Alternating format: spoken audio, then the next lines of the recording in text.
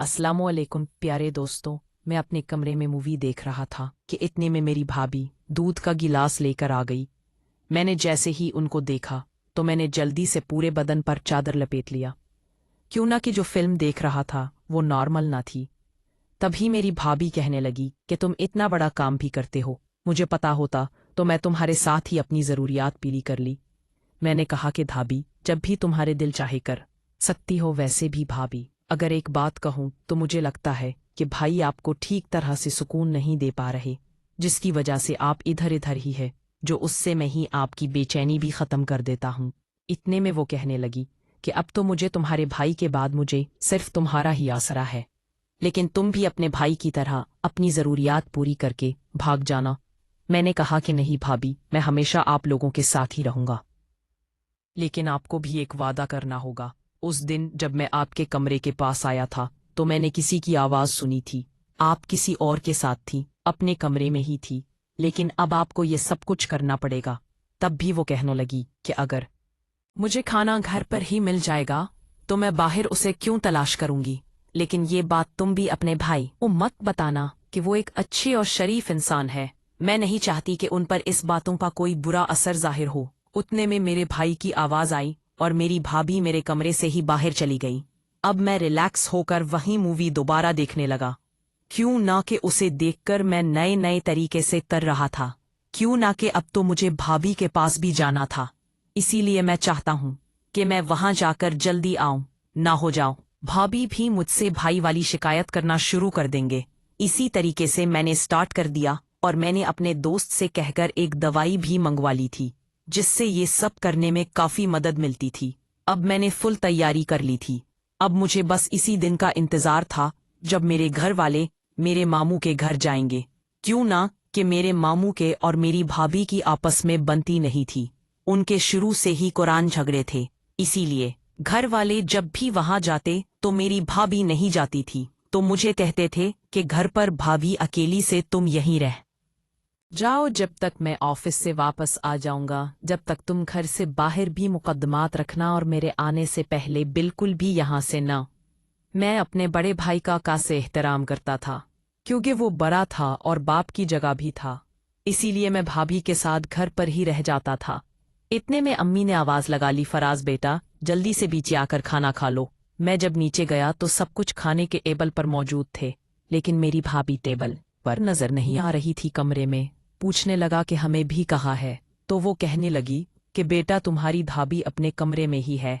आज फिर से भाभी और भाई का झगड़ा भी हुआ था, जिसकी वजह से वो खाने पर भी नहीं आई थी। मैंने कहा कि मैं ना खाना मुझे दो, मैं जाकर भाभी को देता हूँ, क्यों ना कि मैं अपने घर में सबसे ज्यादा लाडला था। उससे भी लोग मुझसे ही मोहब्बत करते थे। इतने में अम्मी ने एक प्लेट में खाना निकाल कर दिया और मैं वो लेकर भाभी के कमरे में ही चला गया। जब मैं कमरे में दाखिल हुआ तो मैंने देखा कि मेरी भाभी सो रही थी।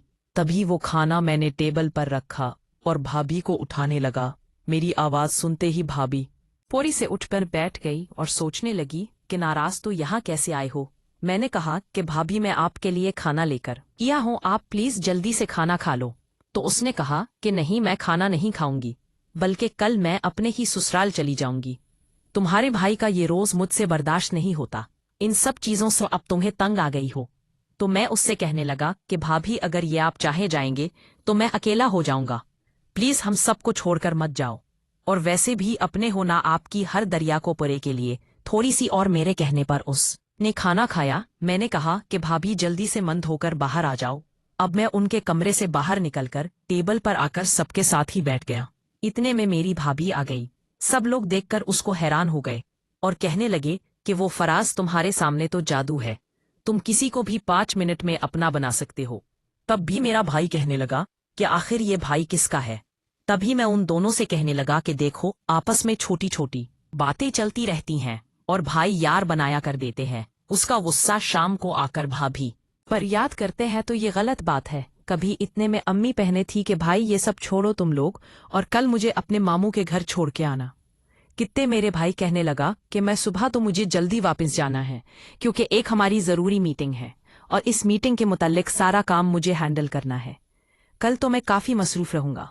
आप एक काम करें, आप कल फराज को ही ले जाएं। जैसे ही मैंने ये भाई की बात सुनी तो मैं घबरा गया। क्यों ना कहूं तो मुझे भाभी के साथ मैच खेलना था। अगर मैं वहां चला गया तो मेरा मकसद अधूरा रह जाएगा। और तू, मैं अपनी भाभी को बिल्कुल भी नहीं। कभी मेरे जहन में एक बात घूमे, अगर हम सब वहां चले गए तो वो अपने बिल फ्रेंड को है बुला ले। इसीलिए मेरा घर पर रहना बहुत जरूरी था। इतने मैंने रोटी के एक दो नवाले लिए और पेट के दर्द का बहाना करने लगा ताकि कलामी को मुझे मामू के घर पर लेके जाना पड़ेगा। अभी मैं थोड़ा बहुत मैं भी लगा। कभी मेरी छोटी बहन उठी हो मेरे लिए मेडिसिन लेकर आई। उसने कहा कि भाई जल्दी से ये मेडिसिन खा लूं तो पेट का दर्द भी पूरी तरह से ठीक हो जाएगा।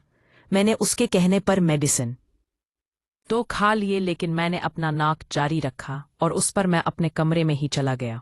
जैसे ही मैं अपने कमरे में पहुंचे तो मैंने अपना लैपटॉप उठाया और वो मूवी देखना स्टार्ट कर दिया। क्यों ना कि अब मुझे बहुत ही अच्छी इनिंग खेली थी, जिसमें चाहता हूं कि कल मैं लंबे लंबे के मारूंगा ताकि भाभी मुझे हमेशा के लिए याद रखें और अपने इस बिल फ्रेंड को भी भूल जाए। मैं मुसलसल 2 से 3 घंटे तक ही देखता रहा। ये सेंटीग्रेड तक पहुंच गई थी, जिसकी वजह से मैं काफी बेकाबू होने लगा था।